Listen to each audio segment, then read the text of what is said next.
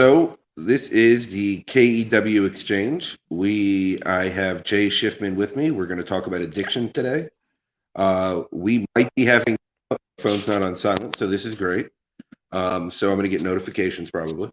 Put it on silent. So we're going to talk about addiction today, which we both have a decent amount of experience with, I would say so. and we'll go through some of the deep dark holes that we've been through and how we got out of them. And I really want to take this opportunity to go on the emotional deep side to be able to open that vulnerability and help others do the same, right? Because this process is tedious and coming back from addiction is not easy, and it takes a lot of raw vulnerability to be able to do so. So Jay, for anybody who doesn't know you, why don't you give a little bit of your background? Well, first off, thanks for having me today. It's always great to talk to you, and you're what you're looking today. I love it. It's very sort of 1960s Bob Dylan-esque, and I appreciate that. I think that's a very appropriate for this conversation. So, for those who don't know me, my name is Jay Shifman. I'm the mental health and substance misuse and recovery speaker, coach, and advocate, and the host of the Choose Your Struggle podcast. I am coming to you live from my recording and editing booth, which is my closet. During COVID, we've all had to adapt, right? And what that meant for me is not having a space to do it. So kind of just moving here to the closet, and it works just fine. You can check out the Choose Your Struggle podcast anywhere you get your podcasts. And I have on incredible people to talk about substance misuse, mental health, a lot of drug use and drug policy conversations, because these things all go hand in hand. And sort of very briefly, I myself am 11 years in recovery, and my story isn't the one you're used to. It's mostly with prescription pills. None of them were opioids, though, so not really the one you're hearing on the news right now. But while my story may be different, there are a lot of themes and a lot of things that we all have in common, those of us who have struggled back from substance misuse. So that's why I love talking to people like Mike who get it, and it can really help people understand what they're going through. And anyone out there listening who relates to this, I can definitely tell you right off the bat, reach out to me, reach out to Mike, because both of us are people that we're always here. We're always down to talk and help someone who's struggling. Yeah, I mean, my addiction's a little bit different than most people's. I started drinking at 9, hardcore drugs at 12, right? So, I mean, by 12 years old, I was, swimming in the world of cocaine. And growing up in South Florida, it was readily available. It was actually easier to find than, marijuana at the time. It's kind of ironic, right? And I have the sinuses to prove it. And I've been sober, coming on 15 years in June. Like, it doesn't even feel like it, right? Like, it's one day at a time for me, and it's really just adds up. I mean, I don't even consider the option anymore, and it's my spiritual belief that I lean into. I started out in the step program, and I started out, I worked all the steps and always giving back, always giving back in every way I possibly can, right? And helping and guiding others. And that's what, creating the connected consultants all about, which is what I just launched today for myself. Uh, Congratulations. Thank you. And as I've gone through this journey and these struggles, right, there's been these emotional black holes. And I feel like, when I went to rehab and when I went to outpatient and did all those things, yes, it was a dual diagnosis place, but I never understood, right? Like in rehab, they gave me a paper and said, pick your face, right? And for me, it was always the same face. It was blah, right? And I was an overachiever, so I was in between inpatient and outpatient. I was there almost 90 days, right? Like, because I had to really try hard, right? Like I had to really excel at even doing that over the long run. So for me, it was always blah, because I never knew what a feeling was.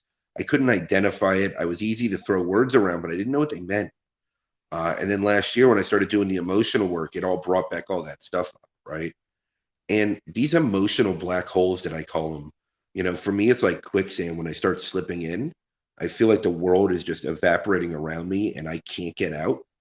And they still happen today. Just because I'm sober, it doesn't mean they go away. It just means I have tools now to handle it better, right? So when you go back to like right before you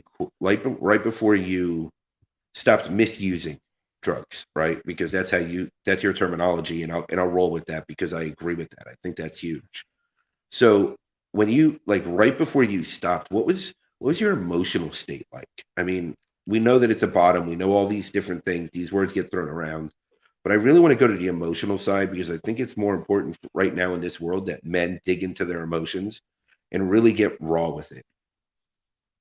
Well, I think you said something that is incredibly important, and that is that uh, while you may be in a healthier space now, it's not like these things don't happen to you from time to time. You just have tools to address them. And that is something that I discuss a lot when I am telling my story.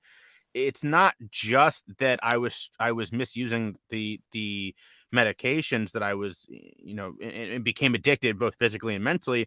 It's that I was learning, or I was teaching myself, that every time I had a feeling I didn't like, every time I had an emotion I didn't like, every time I had a thought I didn't like, the answer was to take pills. The answer was to numb myself. And so in that respect, my deeper struggle was not the pills themselves, or substances. It was that I didn't have good tools. I didn't have good ideas on how to deal with these things. And that's something that I work with people a lot now as a coach. It's more important than just changing the way we think about substances, which is very important, but it's more important to reteach ourselves how to deal with these emotions, and how to deal with thoughts that we don't like, and what to do when you're not feeling great, and when I love the word you use, blah, because that is a part of life. Feeling blah is a part of life, and numbing out when you feel that way isn't a good response. But if we don't have better tools, we're gonna feel that way, and then we're gonna do something that we probably regret later. So I definitely identify with that, and I love the way you put that. For myself, that is where I was. I was teaching myself that whenever things were bad, it was to medicate, and for me, it was a sense of hopelessness. My the part of my story is that I was misdiagnosed with bipolar disorder, and I was taking all these medications, and instead of getting better like other people around me were, I was getting worse. And so after half a decade of this, my life continuously spiraling downwards, I think it's easy to understand how I would sort of lose hope and decide that this wasn't worth continuing. And that's when I attempted suicide. So when I look at this, right, and there's a lot to uncover there, right? Like you just went through a whole slew of stuff there. The misdiagnosis world is really bad, right? Like anytime we start involving big pharma, there's a problem. Because they definitely teach us how to use pills the wrong way. Hmm. As I'm sitting here taking cough medicine because my sinuses are starting to drip again, and I forgot to take it before I jumped on live. Um, but there's a big entanglement there, right? And emotions get very dangerous for us, especially if we can't identify them.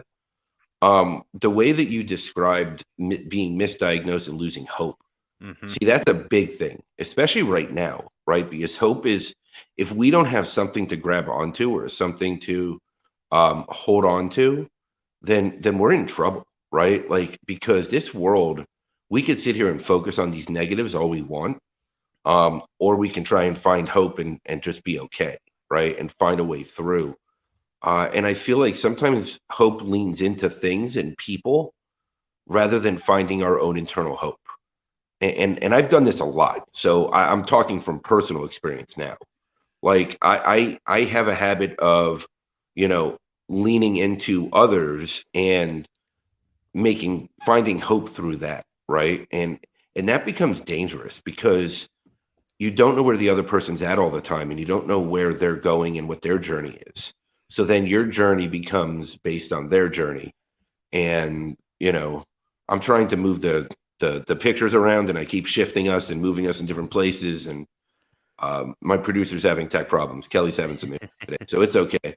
We're all doing the best we can with this, right? Um, and like this is like I really look at this and for me, I had a horribly emotional weekend, right? And I say horribly just because it was extreme emotions, because I'm releasing and processing and going through different things. I think I fit better under the triangle than you do. Your camera's a little bit more aligned. I'm a little bit more slanted. But like for me, it was a horrible emotional weekend. And at this stage of my life, a drink wasn't considered. You know, I didn't consider any of my vices, any, right, that I've created, whether it's workaholic, whether it was the porn addiction, whether it was sex addiction, whether it was any of those things that I went through the whole list of them, right? Oh, I'm not drinking or using anymore. So let me try these because this is a fix, right? And I would still chase that fix. And it would put me in a position to where I would, want to fill that void. So what I did this weekend was I sat with it, right? And I don't know if you watched my live on Saturday, but it was very emotional. Like it was about forgiving yourself and releasing. And I could pronounce this, but I'm going to mispronounce it horribly. Ho'oponoponoponopono. I call it hippopotamus. It's the Hawaiian way of releasing and self forgiveness. I mean, I sat. Thank God Kelly was on because she has experience with it and went to a retreat and learned all about it. Because I literally held back tears the whole time. I was just in such an emotional place, and people, everyone that was watching it live, felt my emotions as I was going through it, right? And I have no problem being a live test dummy to show people how real it gets, right? So um, it's very challenging at times. It really is, and it happened to me on Friday night also because we were talking about spiritual awakening and everything that comes with that because that's also very challenging, right? So in this world of addiction, addiction goes way beyond just substances, right? And substance misuse. I think it's any type of diversion from self. And sitting with the emotions this weekend, as miserable as they were and as in bad of a mood as I was in, I mean, I'm an auditory person, so for me it's like finding sounding boards to get it out of my head. And then I'll go journal and then I'll either burn it or keep it, whatever I decide to do with it at that day. I like the burning because for me it's the visualization to get it out and like the releasing of it. And I'm probably part pyro, so I just enjoy that factor.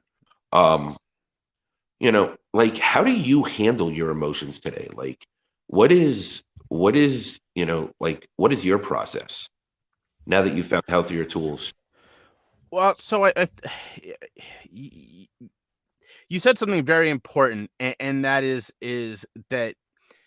Well, you reminded me of the quote from Johann Hari that I think is used a lot, and that is that the opposite of addiction isn't sobriety; it's connection, right? And feeling a sense of connectedness in the world or a place in the world is a really important part, not only in overcoming substance misuse, but in having a better interaction and a happier and healthier mental health is having that connection. But as you correctly pointed out, going too hard the other direction is also a recipe for disaster. And we hear this a lot in relationships where it's someone like, oh, if I can just fix this relationship, everything will be fine. Well, if you're not at peace with yourself, if you're not happy with yourself, adding someone else to the mix, it's not, yes, it could make things worse, make things a little better, of course it could, but you're never going to achieve that sense of happiness that you're chasing, because it really comes down to what you're doing for yourself. So you asked a really good question, sort of what do I do? Because you're right, what you said earlier. It's not that we don't still have these issues. It's not that we don't still go through struggles. It's just that we have more tools to handle them now. And I personally, number one, am a very big proponent and practicer of mindfulness. I think it's incredibly important. I have multiple mindfulness practices built into my schedule every day, and I know if I take too many days off in a row that I'm gonna struggle. It's basically 1 + 1 = 2 at this point.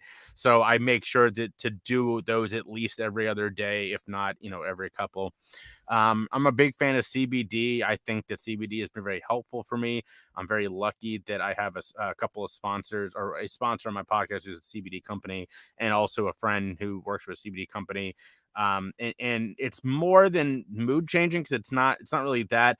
It's more the impact it has on, perfect example is, there's a really incredible muscle rub that I use that has CBD in it, and it has me feeling better physically than I have in years. And I'm back to running a distance that I am enjoying, that I haven't, because haven't been healthy enough in multiple years. So in that respect, yeah, the CBD isn't really helping my mood, but it's doing things that is impacting my mood and making me a happier and healthier person. And I think that's the bigger issue, is finding things in there that can improve your mood, and doing what you need to do those well. And as our tech issues continue and we continue to roll with this because we're live, I believe, finding those healthier alternatives, right? Like I'm a big supporter of CBD and those things. I don't use them personally just because for me, I know that it's not something I'm comfortable with, right? Like that's just me, Hmm. right? Like I've been sober from everything other than Advil and caffeine. Like Advil and caffeine, I make the exceptions. Like, but I'm not comfortable going there, right? Like it's just me. But I do believe that instead of potentially big pharma, which will probably get me shot, that we need to look for healthy alternatives and natural alternatives, right? The uses for CBD, CBG, all these CBs, um, definitely is huge. It's enormous, and it's a healthier alternative. The side effects are minimal. How it impacts us is minimal, and it's time to start looking at those things. And I love that you have your routine, right? Like for me, it's a daily routine. I miss a day, I feel off, right? Like I've Hmm. been sick the last few days, emotionally beaten down. So I haven't exercised since Thursday. And I feel horrible about it every day, but I'm giving myself self-compassion because I just don't have the physical energy, right? So I'm kind of like just rolling with it a little bit. And Kelly's giving up as the producer today. She's having some struggles, so we'll do the best we can without Kelly today. It's okay, Kelly. Um, it's like I'm trying to have self-compassion, and it's very difficult. And I'm trying to be true to myself, and it's very difficult. And I like my regimented routine. I like my meditating. I like my writing. I like my reading every morning. I like exercising every morning. But I know that right now I just don't have the energy to do it, right? And my body needs rest, so I'm sleeping an extra half an hour, 40 minutes. And I'm letting that happen, right? And these are things that even 6 months ago I couldn't do. These are things that I would judge myself, and I do all those self things, right? The self blame, the self judgment, have expectations upon myself that I have to do certain things.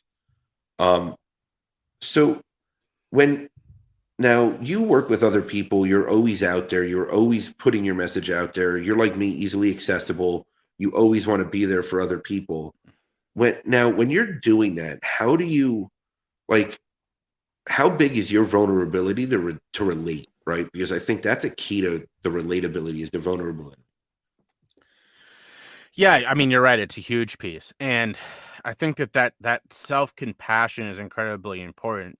Going back to the example I just gave, if I haven't felt this healthy physically in a while, and every time I went for a run and I got a couple miles and I went, "Ugh, I can't believe I didn't do 5." Well, that would have made the last couple of years incredibly difficult if every time I was trying to go, "Oh God, I can't believe I'm not doing what I used to do." But it also makes me much more appreciative now that I am getting back to that length, that I can go, look how hard I've worked and how comfortable I was in the middle, saying, I'm just not here yet, and I'm going to get there. And that's a big vulnerability piece in itself of when I work with people. It would be really disingenuous, when we see these coaches sometimes who are, I figured it out, that's why you should work with me. And that's so much bull. Yeah. If someone, listeners, if someone ever tells you they have it figured out, that person is a snake oil salesman. Run the other direction. The ones that you want to work with are the people like me and Mike who say we don't have it figured out. We've been where you are. We know how to get out. We're going to work with you, but there's no perfect recipe, right? Anytime you read that where it's like I alone have the solution, no, you don't. That person isn't actually selling you something good. You don't want to work with that person. Not saying that there aren't people who have tremendous ideas, but if they're telling you that they've got it all figured out or only they alone know this, no, you don't. No, you don't. As I cough in between.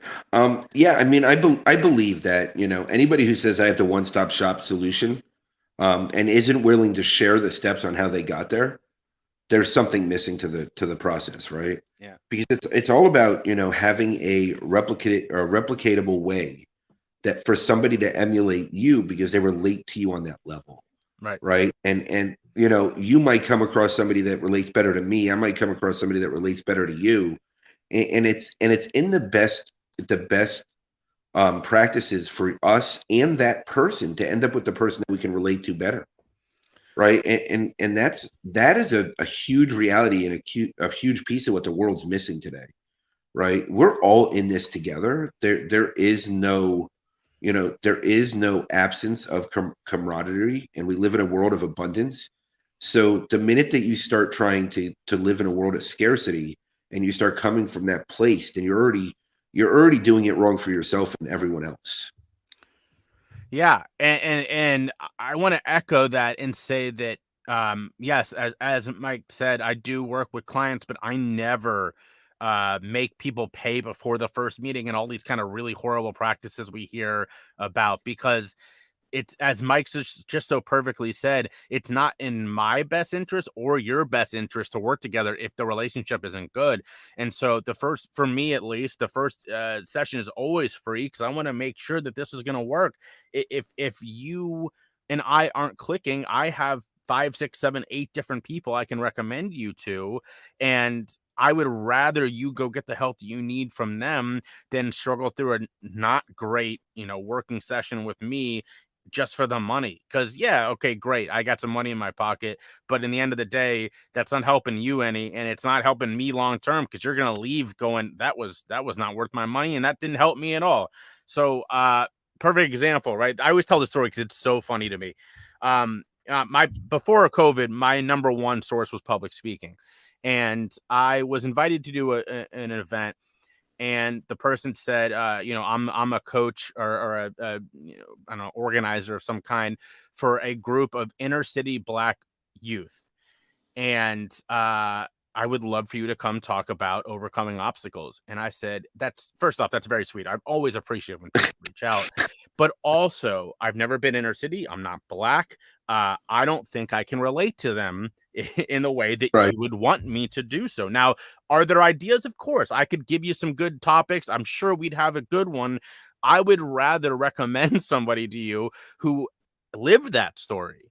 Right. And I did, and they had a much better interaction than we would have had. Now, to your point about the living in an idea of scarcity, I could have gone into that and gone, great, another paycheck, and it was a nice paycheck. I can put that in my bank account, blah, blah, blah. But that's not what, if you're getting into this line of work for that reason, you're going to flame out real quick, because, Mike and I are not rolling in the money here. If you're doing this for the money, you're going to hate it.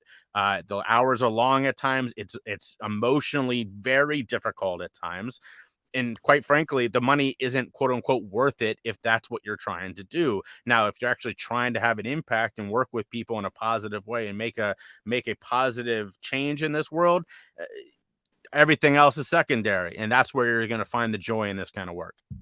And it truly is amazing, right? Because every time you help somebody else, they help you in return, right? There's this mirror concept, Yeah. right? Now, if it's somebody who's just getting started out and is in a really bad way and having substance abuse problems, it reminds me where I was, right? And how far I've come. If it's someone who's just struggling with daily life, it reminds me where I might be at today, right? Or it shows me where I might be at, right? Because sometimes you just don't see it in yourself. And sometimes we just get stuck, right? Because we're not where we used to be. So that uncomfortable feeling of things falling in place makes it difficult at times, right? Because there's nothing more uncomfortable than things going right. Especially for me. I mean, I'm that kind of guy. Like when things go right, when can I create chaos or when can I mess it up, right? So, and I'm really trying not to do that anymore. And it's a lot of rewiring, right? And a lot of reprogramming in my thought process.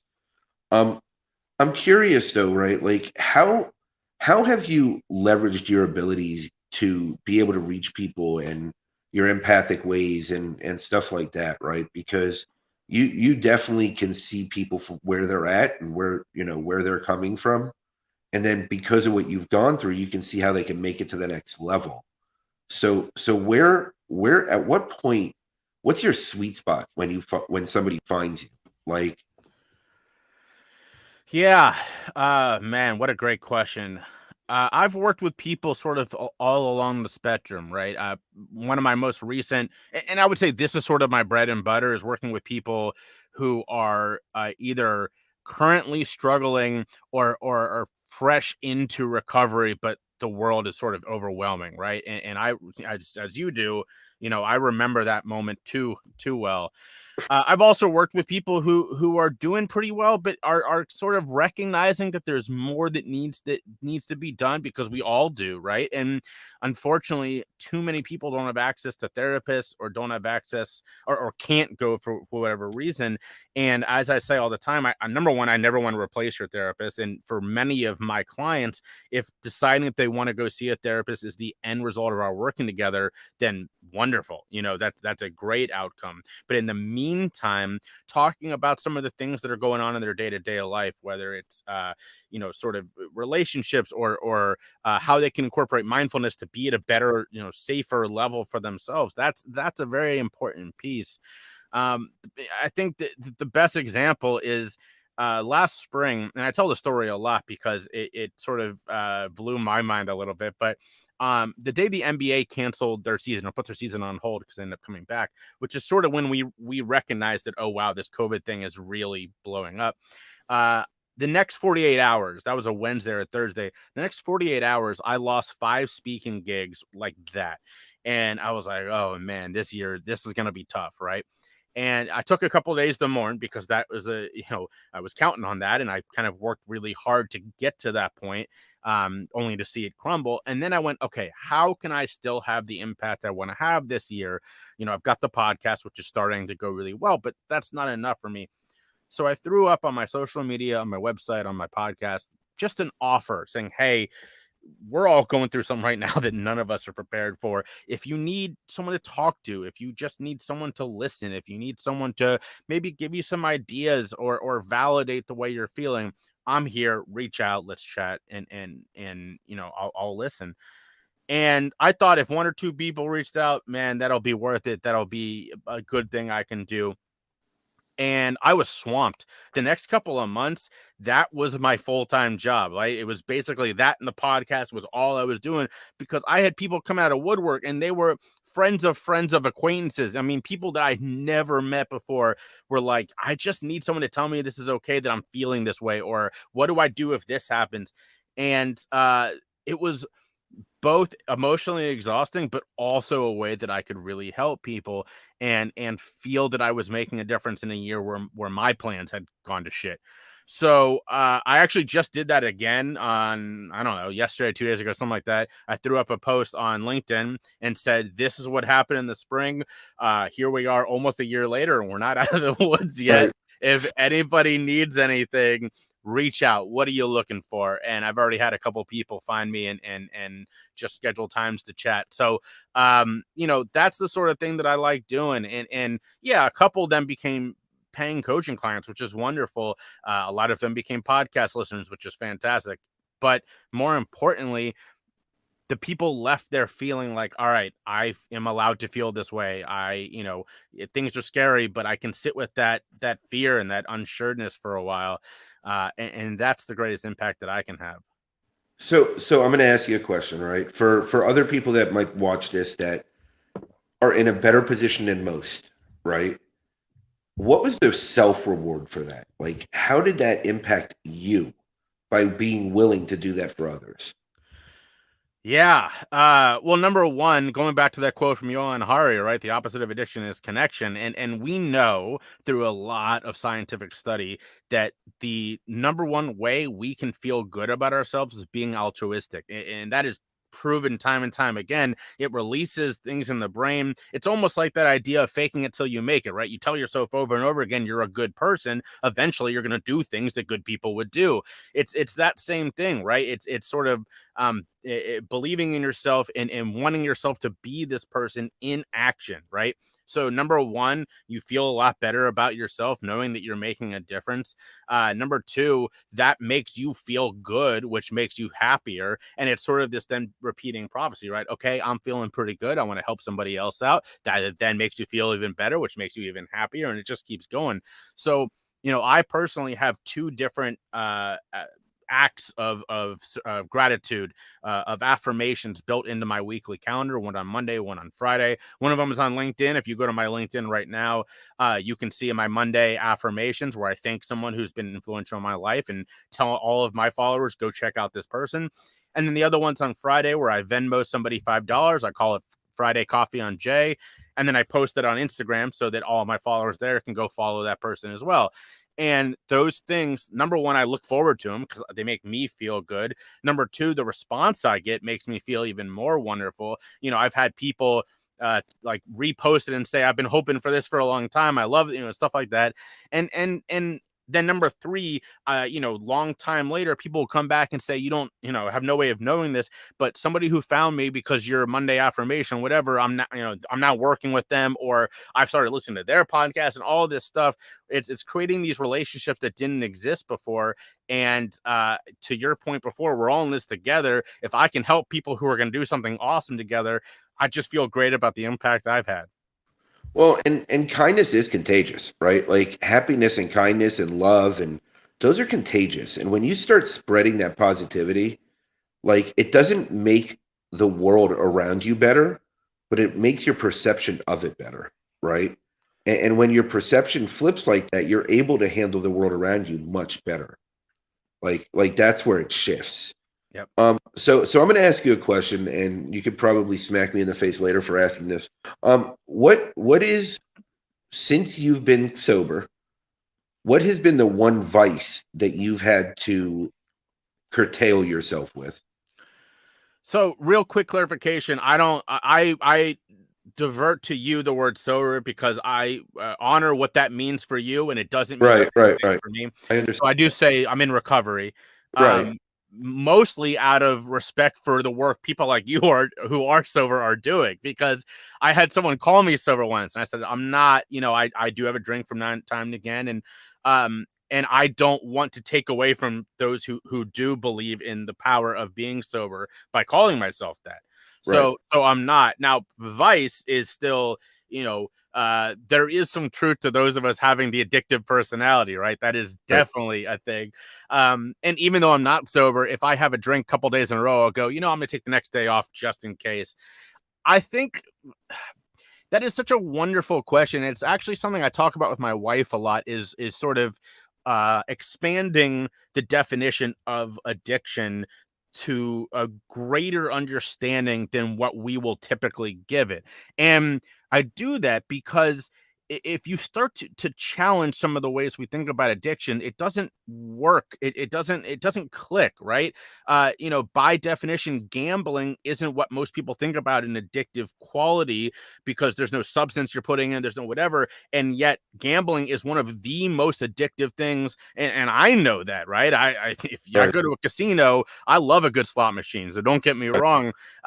So in that respect, we kind of have to rethink and retool the definition of addiction for something like gambling or something like sex, or as you referenced earlier, pornography is one that a lot of conversation is around because, they're doing all these studies of like, does one's own self-worth go into if they think they're, struggling with an addiction to pornography, whereas someone who, may look at it as just as much pornography is okay with it because, there's so much good scientific work going into that. So I really enjoy those exercises because I think it's important to challenge some of these beliefs that hold us back and that are based on a lot of negativity and a lot of misguided understanding of what's really happening around addiction.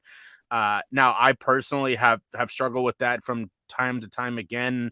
I was once training for a half marathon, and I finished it. It was still the longest I've ever done. It got to a point where my personal trainer said you should stop. I was struggling to walk the right, last couple of weeks. I'm running almost 50 miles a week to get ready for this thing, and I was in worse shape than before I started because my body was breaking down. right. And at that point, I was too consumed by this desire to finish this thing. I did it. I actually was in so much pain when I finished that I used to drive a stick shift. My younger brother had to drive my car home because I couldn't press down on the pedals. Clutch. And So that's a problem, right? I mean, that is a really negative thing. Whereas nobody said that to me other than my personal trainer was like, oh my God, your perseverance is incredible. But I was literally struggling to walk. I would call that a problem. And I've never run anything over than a 10K since then because I know my body can't stand up to it. So I think in those moments, understanding that for me, that was almost as big of a problem as my struggle with substance misuse because it was having very similar effects where it was actually making my life worse. So when I look at a vice, right? To me, it's anything, right? Anything we could be addicted to anything that takes us away from ourselves, and anything that tries to fill a void that we chase to fill that void constantly. So I don't know if we're actually addicted to the action of whatever it is, or if we're addicted to filling the void, or if we just don't want to face ourselves. Like for me, for years, it was workaholic, right? Like I was available 24/7. I was building companies around the world. I was helping people in business around the world. And it was a great cop out, right? Because, oh, I'm trying to be successful. So that's good, right? Like that's a good thing to work this hard, to be a hustler, to work this hard, to put the time in, to sign deals with the UNDP, to sign government contracts around the world. These are great things, but at what cost, Mm-hmm. right? And I wasn't the father that I could have been when my kids were younger. I mean, I've made up for it now by far, but like, I mean, I wasn't. I just wasn't, and I wasn't the husband that I could have been, and I know that. I mean, granted, the relationship was based on farces anyway, but that's a whole different story. Um, it wasn't a benefit to either of us, right? And now looking back, I see how I just shifted my addiction and I shifted my focus, and that's how I probably stayed sober so long, right? Or away from substances, right? Let's just say that because my addictive behavior was still prevalent. My addictive behavior was still running me in a lot of ways. Like today, I can honestly look in the mirror and say, I'm not addicted to really anything. Like, you know, I'm still trying to love myself. I'm still trying to figure myself out. I'm doing a ton of work on that, and I really put a lot of effort into it. But if that's what I become addicted to is loving myself, then I'm all for it, right? Unfortunately, that one's a little hard to get addicted to, but I'm trying. um, and in the process, helping others, right? Like I always want to help others because it is the most selfish act I can do. Every time I reach out to help somebody else, I'm helping myself also. Every time I speak to somebody like they're a coaching client or if they're just a friend, it helps me in return. There's such a mirror process. And I was speaking to someone this morning and they said, "Well, what you do is when you have these conversations, you're co-creating each other and you're co-creating the messages that come out of it because we both sides hear what they need to from the conversation. That's the different perspectives." So when I look at these situations, you're right. People need to look at addiction differently, and people need to understand it on a different level. And it starts with understanding ourselves, right? So, at what step along this process did you start really working on yourself? Oh man, I often say that even though I entered recovery now almost 11 years ago, I don't think that I hit a spot of um safety, of being comfortable until probably 5 years in. And that's the point that I really recognize that my maturity, my mental age, my physical age, my own recovery, all of these things finally had caught up with themselves. And I don't think it's a coincidence that the first time I got up on stage to talk about being in recovery was after I'd been in recovery for 5 years, because not saying I wasn't still scared to do it, but saying that I didn't feel at a place of peace until that point. And so part of that was doing work on myself and going through experiences that I had to learn and grow in the moment, relationships, jobs, getting my college degree, these kind of things. But a lot of it was having confidence in myself that relapse wasn't around the corner, that I couldn't, this life wasn't going to be taken away from me. It's almost like someone who or an animal that's raised in captivity that's released to the wild. It's going to take them some time to trust that hunter isn't right around the corner. I was a skittish person for a long time, and it was because that I had been through this thing that I was not confident couldn't happen again at that moment. And so doing a lot of that work to recognize, okay, I have to deal with this. I have to begin to address this was a big piece of that. And that piece, I don't think is ever going to be over. That is a ongoing process. Yeah, that's a lifelong journey, right? Like that's something that the day you stop working on it's the day you're dead, right? Like you're never going to reach this plateau to where, oh, I'm good. Like I don't Right. need anything yet, right? Like I'm never hitting that level. And if I do, then, then look out for the bus because it's about to hit me. So just, move away. But like I look at this process, right? And at the time it didn't feel magical. It really didn't. I promise you it didn't. There was so much pain and torment along the way. But I look back and the lessons that I learned and everything that I've absorbed and everything that I was able to, build my self-esteem and build my worth. And I still struggle with that from time to time. And I still have certain circumstances in my life that are really sore points for me. And I didn't know what intimacy was until like 8 months ago, right? So like, 3 kids later, still didn't know. So this is a learning curve for me. Mm-hmm. Uh, my human experience is special. So, uh, I'm a little more stubborn than most. But it's okay, right? And I accept that and I appreciate that today. And I'm still learning and always evolving and always growing from it. And Kelly likes your practices, by the way, which I never posted up. This is Thank you, why I have Kelly. I appreciate it. this is why I have a producer. And then here's Deborah.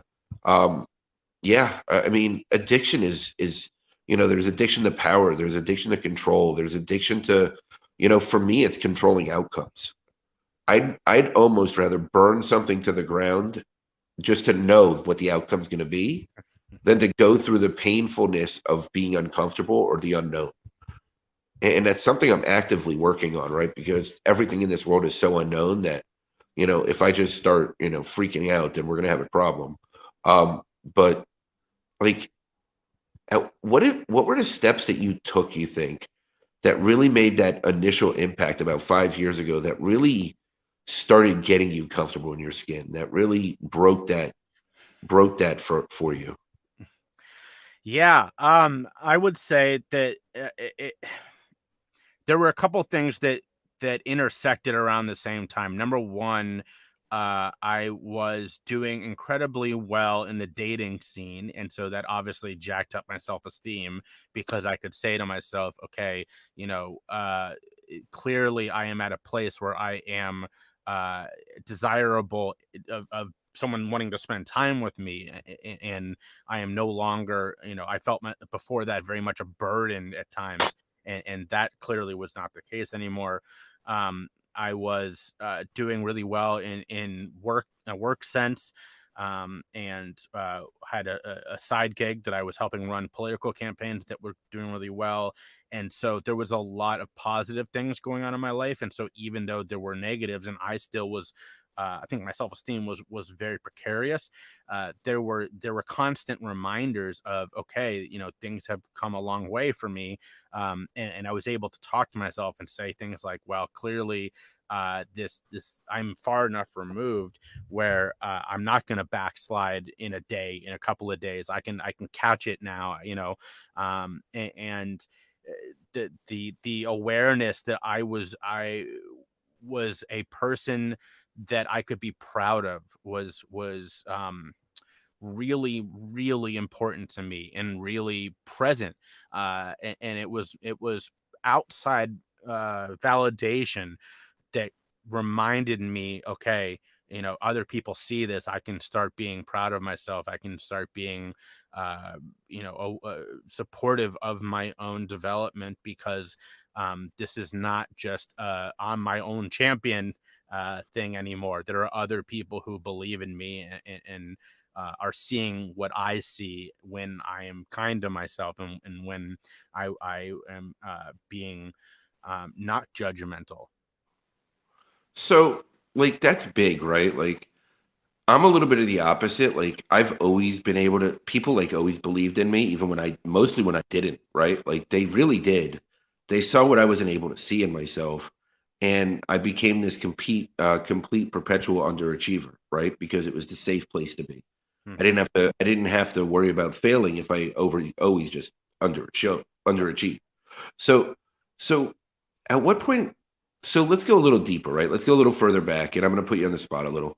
Where where do you think in childhood or youth that it really, like, this this self worry, lack of self worth, insecurity started kicking in? Like for me, it was at a very young age, right? Like where I was abused as a kid, and then, I was always empathic. I was always different. I was an extra sensitive person, So for me, it was always different, and it was very young age that I just never felt comfortable ever, with tangible proof, right? Lots of therapists, psychiatrists, and neurologists. So, being told you're crazy until you just fit the role is okay. Um, but what was it for you? I mean, when did you think that your issue or that lack of worth and insecurity kicked in? Yeah, that's a really great question. And I want to say, first off, I'm so sorry that you had to go through that. I didn't have to go through anything like that. I am incredibly lucky. I have two, loving parents that were home. I'm the oldest of four boys, so I had friends around. I come from means, so I didn't have to want for a lot. I had a one set of grandparents that lived down the street. I mean, I had a very, beautiful childhood. I think for me, most of it came from just internal, and I've always struggled with depression and anxiety, ADHD, OCD, which is something I've struggled with most all of my life. And I think that it was just an inability to really relate to the world around me in a way that I wanted to. And that's a piece that we're not taught at a young age, is sort of how to be appreciative of the present, how to be mindful. I often think that if my wife and I decide to have kids, then something I want to teach them is to be appreciative of the moment and not to look forward too much. That was a thing I spent a lot of time on as a kid. I was an athlete, so wanting to be better at baseball meant I can't wait till I am better at baseball. I was a runner, as I said, and so wanting to be better at running became I can't wait till I'm better. There was always this things that I was pushing myself forward to instead of being happy with where I was. And over the weekend, my two best friends and I did a podcast episode for one of my buddies' podcasts, talking about our episodes of ours growing up together and stuff like that. And it made me nostalgic for these times when at the time I thought I had all these problems, and now looking back I'm like, man, I miss it.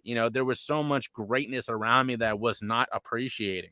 And that for me, I truly believe was the greatest motivator towards constantly seeking validation and filling holes externally, because I wasn't focused at all on doing it myself. And in a lot of ways, I went through what I went through, and I'm grateful for it, right? I mean, now that my kids have went through what they went through, and I'm getting them out of I got them out of that scenario, it's given me the insight to help them in better ways, right? And be there for them in better ways, and show them healthier ways to live. And, I get my son meditating sometimes. I start meditating, my 3-year-old jumps on top of me, right?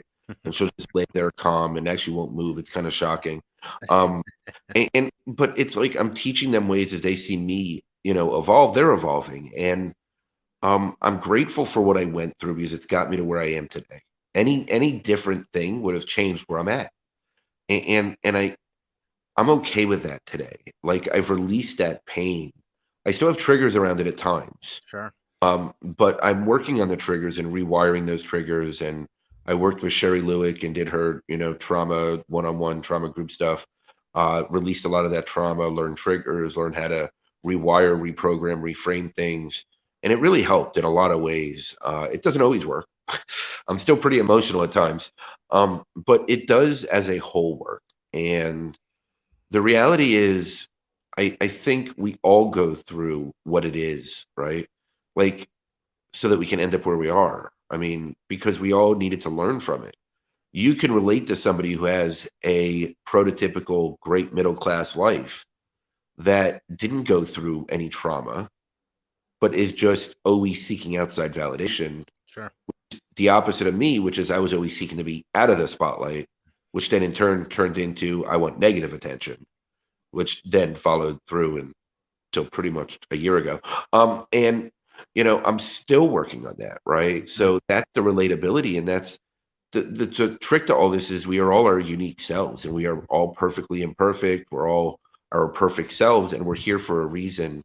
And I respect you and honor you tremendously because you stand up and talk about it, and you put yourself out there. And I see your coffee things, and I see your Monday shout outs, and I have so much respect for it. I really do, because it's your way of lifting others up, right?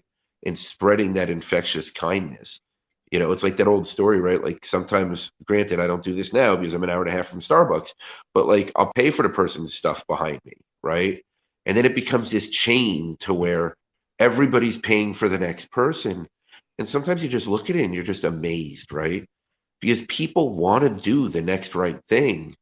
Sometimes they just don't know how, right? And sometimes they just get beaten down to the point where they don't see it. And the reality is you can't make someone see it if they're not looking for it, but you can try and relate to them the best you can.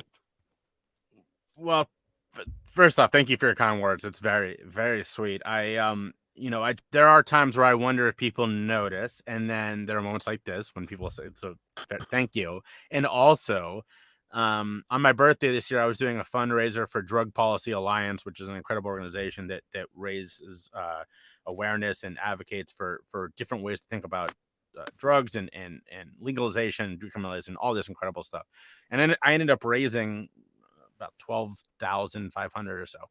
And some of those funds came from on my birthday, probably 10 or 12 people Venmoed me small amounts and said, because they noticed me doing this throughout the year. Right. Some of them did, birthday coffee on me or whatever. And some people said directly, this is for the fundraiser. I see you doing this all year. So those moments definitely 100% give me energy as a reminder that these impacts and I sort of take the mindset in to conversations like this, to my own podcast. Uh, there's an Eminem quote, big Eminem fan. He said on a song, "If one kid out of 100 million is going through a struggle and feels he can relate, that's great." That's sort of my attitude. If one person gets it, and that happens from time to time, someone will reach out and say, "You don't know me, but," and it's always some kind of story about how they heard me on a podcast or whatever.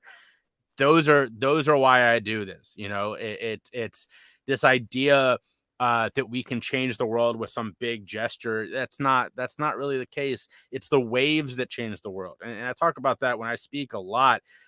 This idea that we have to do some big thing is silly. If you do a small thing today, the ripples begin, and eventually that becomes a big thing. So they got to start somewhere. Why not with us, right? Yeah, I mean that's the thing, right? That one person a day. If you can reach one person a day, that's 365 people a year. Over the course of 3 years, you're almost at 1,100. And if at some point along the line those 1,100 start reaching out to one person a day, like the magnification is enormous, right? And the way that it factors out, and I mean, you can change the world by changing one person, right? And it starts by changing yourself first. Yep. Right, and that's what people need to understand, I think, the most is once you start changing yourself, your inner circle is either gonna change with you or leave, and that's beyond you. You can't control that, and I'm finally accepting that and realizing that, right? And that's a tough one for me, right? Because I'm one of those people that loves keeping people around and Mhm. wants to see the best in things and wants to see the best in them and wants to lift them up, but I can't carry them for them, right? And at some point it needs to be released. And like I still have friends that I've known since, I mean, I'm 41 years old, and 40, almost I'll be 42 in a couple months, and I have kids from childhood, like Mhm. 3 4 years, that are still in my life. And every year they get a little bit further away from me because it's not the same. I'm not the same person, right? And some of them come to me and say, "I'm so proud of you and you're doing great." But it's not like I talk to these people all the time, right? Because they're just not in that space with me, and they're not where I want to be and where I'm going, right? So it's nice to get the appreciation. What you do with that every week, spending that $5 and giving their shout outs. I mean, you're really spending $260 a year and creating this enormous ripple effect. And it's probably the most personal ROI of anything you've ever done. And it's probably the biggest money ROI if you really think about it, right? Because, $260 is, well, for me, it's grocery shopping every 2 weeks, right? With 3 kids. So, like, if I did that, broke that down over the course of a year, the ripple effect's enormous, right? And it's just a beautiful thing, right? Like, you raise money for your birthday, you do all these different things. I'm sure, your whole lines along how you're going to be speaking in the future has changed now too, right? Like, things have now shifted quite a bit for you, and just the way that you look at things. Oh, So 100%. It the last year could have been very difficult. I mean, it was hard. I'm not going to lie and say it wasn't a difficult year, but I think that there are a lot of people who are in way worse position than I am. Even though on the surface of it, yeah, I lost everything I'd been, not everything, but a lot of what I've been building for over a year. I left my job in 2019 to start this company, and really spent a year not doing a lot of public stuff because I was just laying the foundation and focused on 2020. And we all saw how that happened. So that was really hard. But at the same time, I'm able to recognize my privilege. I'm able to recognize that I am going to be okay, even though I had to put, making money sort of on a back burner for a while, because I could have just gotten a job that would have paid a bill. But at the same time, I truly believe in what I'm doing here. And um, that meant checking my privilege and doing everything I could to be of service for a year, and now going into year 2. And you're right, it's completely changed the way I think about this. And uh, all of these actions are gonna stick around, even though we're starting to come out of this thing, or at least the lights at the end of the tunnel is we're seeing it. Um, and I just have to trust that the sort of the business side of it will succeed when it succeeds. And I'm really lucky that I have good people around me. I have an incredible assistant who does a lot of great work for me, and that kind of stuff, that it's all going to work out. But I can't divert my attention from being of service to people and making other lives better, because that's what I do best. And I'm sure it'll all work out in the end, as my grandmother loves to tell me. yeah, yeah, right. And it does, right? When we allow it to, it does. Yep. The key is allowing it to. Sometimes we don't want to allow. You have anything that you want to say in closing remarks? Just that you want to make people aware of what you're working on, something you're building right now? Well, thank you for having me. This was a great conversation. I always enjoy talking to you, but so I'm not Yeah. surprised. But this was a great one. A couple things real quick, if people are still watching. Number one, check out the Choose Your Struggle podcast. Drops every Friday with a full length episode and a shorter one on Mondays. Get it wherever you get your podcast. And number two, tomorrow night, Wednesday, January 27th at 8:30 Eastern time, and you can back it up to whatever time zone you're in. We're doing an event called Rock Bottom Storytellers. 4 storytellers, 1 musician, cool performance that's sort of around people telling these sorts of stories in a more vulnerable way. I'm hosting. I'm not one of the storytellers. This is a new thing I'm doing, and so sort of a sneak peek here. I do have another storytelling thing in the works. We're gonna get awesome people like Mike here to come on and tell their stories in live settings, and people are gonna get to learn and connect with them. So that's down the road. Keep an eye out for that. Find me on all your social media. I'm Jay or Choose Your Struggle everywhere. So love to hear from you. Tell me what you thought about this conversation. And, I know Mike's doing good things. So if you're one of his followers, I'm sure you're an incredible person. Well, thank you very much, Jay. I appreciate the conversation. As always, like you said, I just love our conversations, and I appreciate you and your time. Um, I'm going to end it. Everybody have an amazing day. Thank you, everybody, for watching now or later. And if you need anything, reach out to me or Jay. We are available. Have a great Tuesday. Is this Tuesday still? It's It still is Tuesday. Tuesday. It's still Tuesday, huh? Thanks, Raquel. I appreciate you. All right, bye. Bye, Barry.